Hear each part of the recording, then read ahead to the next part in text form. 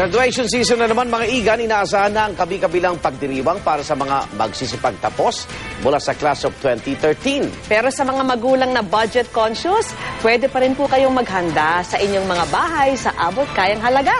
Matakam sa mga putaheng ₱100 lang pababa sa report na ito.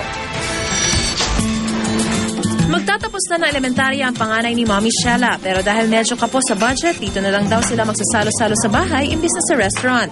Hindi siya costly, pero I believe na mag-enjoy ang mga bata. At nutritious pa.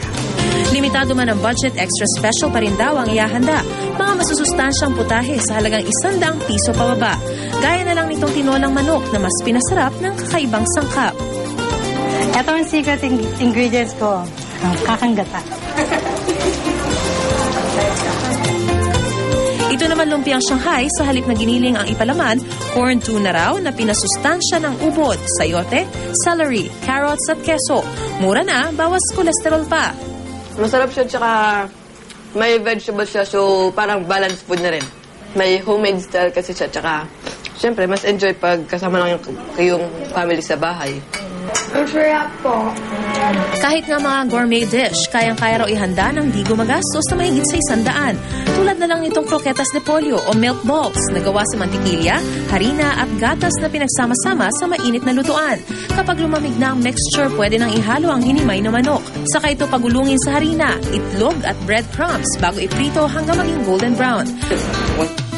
Kung mahilig naman kayo sa inihaw, tiyak matatakam kayo sa peppered chicken sandwich o sourdough baguette.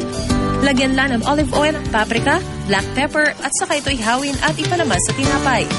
₱15 dessert naman itong mini turon with ube sauce. Ibalot lang ang saging na saba kasama ng kaunting asukal at langka saka iprito. Itong ube sauce gawa naman sa pinaghalong condensed milk at ube food flavor.